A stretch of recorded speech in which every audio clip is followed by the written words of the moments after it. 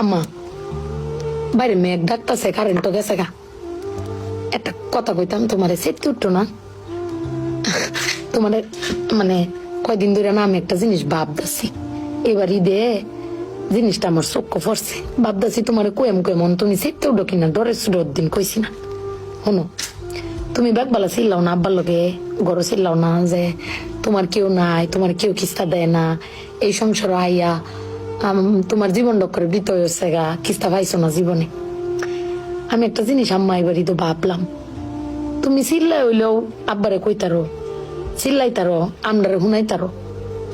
আব্বারে কিন্তু এই জীবনে কোনোদিন শুনছি না চিল্লাই কইতে যে আমার কেউ নাই, আমি কিচ্ছুই পাইলাম না এই সংসার করিয়া।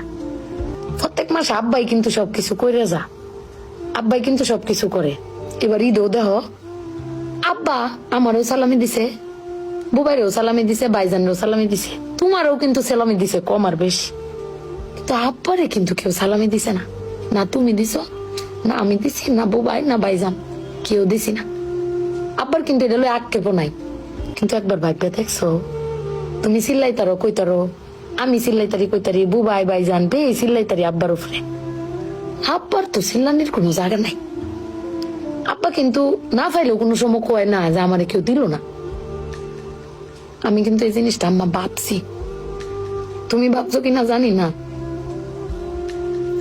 আব্বার কিন্তু কোনের কোনো জায়গা পায় না। তুমি আমার বক্তারো, বাইরে বক্তারো, বাইরে বক্তারো, কিন্তু আব্বা তো আমরা বকেও না, কিচ্ছু না পাইলেও কেউ কয়ও না। জানি না তোমারে কয় কিনা, কিন্তু আব্বারা মনে হয় এরম হয় না আম্মা? আব্বারা কোনো সময় কিছু কষ্ট কেউ কয়ও না, হিরে নিজে আল্লাহ সব ভোগও করে। দিন শেষে বেরি তুমি চিল্লাই হলো কিন্তু আব্বার বাড়াতে নিয়ে আসার। কিন্তু আমার বাপটা কেউ কইতেও পারে না, নিতেও পারে না। বেড়ান মানুষ ঠকে আম্মা, আমি দেখছি বেড়ান মানুষ ঠকে। বেটান কইতারে তাও বেটানের কোয়ার জায়গা আছে, জামাই স্বামী বেড়ান কারে কইব। আব্বার লাগে পেট ফুরে আম্মা।